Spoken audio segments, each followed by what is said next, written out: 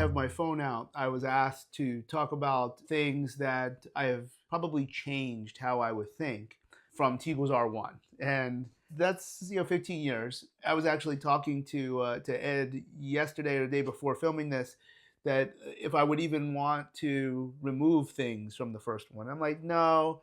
I mean, yes, because I would never say such a thing today. It is somewhat embarrassing to see anybody speaking so authoritatively about certain things. But number one, it's kind of like this badge of honor, like where you change your mind so wildly. I believed everything I was saying at that point. I don't believe it today. You got me, cuff me. I also think it's like denying history. I think very often WWE will remove certain things from the network, and obviously certain WWE performers were double murderers, but it's somewhat insulting to say that that person never existed. Remember, he's also a make-believe character on TV. He's not a murderer. So we're going to talk about some of those things.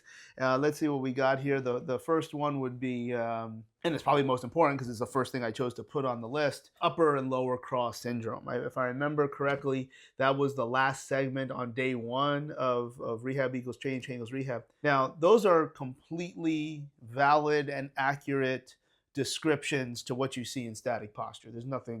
There's nothing wrong or errant from that. And they are clearly strategies, not all, even though that's kind of what Yanda was saying. I'd also probably say if Yanda was still alive, he would amend the message that he was saying there. But it's just the way the shape of certain joints, anterior, posterior weight distribution of certain bones under gravity, that is where you go. And it's a little bit easier to rely on form closure to maintain this upright posture than force closure. And it's a very easy way to compensate for a whole litany of things. Now, usually when you see the old pictures or what you saw there on the video from 2009, 2010, is let's say if you're forward like this, everything in one place is weak. That's false. These muscles are not physically weak, as if they cannot commit force. They may not even be long. They're just hanging there. All muscles should have an excursion because there's nothing wrong with, let's say, protraction. Tight and strong, also false. You can certainly be on what appear to have resting tension, and that muscle's not strong or doesn't have excessive strength. All these different combinations probably were presented, at least in my mind, that's what's happening at all times when you see that upper cross or lower cross syndrome. You could have 1 out of 4, you could have 2 out of 4, you could have 3 out of 4, you could have 4 out of 4. It would still all look the same. I don't think I talked about that at that point. Now, that came probably only a few years later, where it's still, because I was responding to a thought process or a message. I actually remember who it was, a real jerk, that the upper lower cross syndrome and lower cross syndrome don't exist. No, they absolutely exist.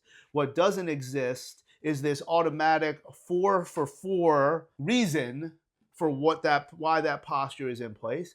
And then with that 4 for 4, each area has a reliable construct of exercises that everybody should do. That's completely false and completely ridiculous. But it doesn't mean that that's not upper cross syndrome. It doesn't mean that's not lower cross syndrome. It's just that while you're getting there, it might be many different ways for different people. And if you change it, just like with any what we think is undesirable static posture, if you can change it when you engage, then I'm pretty sure it's irrelevant. That takes us to the whole, there's no such thing as bad static posture as long as you can change it.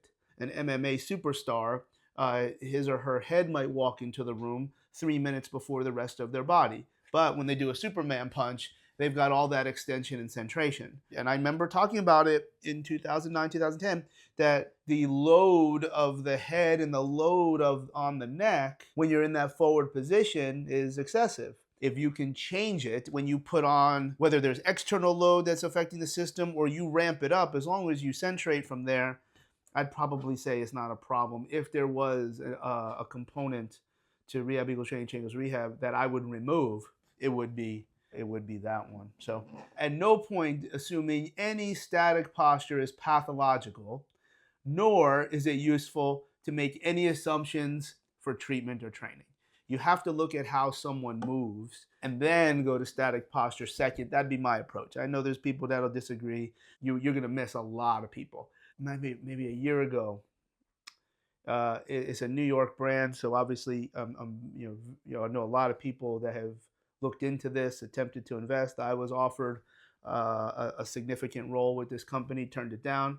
You basically stand there, walk in a circle, and this very, very elite special camera, which got some really big time people very excited, myself one of them, because I'm like, yo, that looks just like me. That's my shape, that this camera was able to create this avatar of me. But then they were saying, here it's going to generate an exercise program. So not only is this device claiming to be able to watch me walk in a circle and tell you everything that you need to know about me, that somehow it's giving you suggestions that this is tight, this is weak, this needs work, et cetera, literally walking in a circle in your underwear, and then it even generates a program for you. And I remember it was probably the founder, the owner, whatever he was, kind of, we were here in Florida, and I put my hand on his shoulder. I said, "Sir, you have to be careful that you're gonna miss a lot of people." A week or two later, I got my exercise program, and I think most people know, I've done a roadkill split many times. I've done multiple Van Dams. Most people would not categorize me as somebody that doesn't have lower extremity flexibility.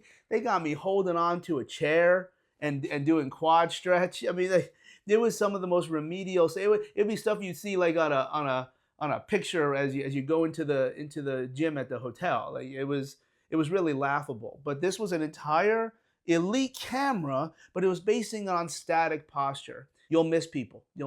Static posture, whether it's upper lower crossed or whatever it is that you think you're seeing, is not an adequate proxy for the information that you need. I think we got to look at how people move, even just watch them train and make assumptions there, because as long as they're trying to execute good form within whatever that range is, it'll probably challenge what they look like for a lot of people in a static component. So upper lower cross.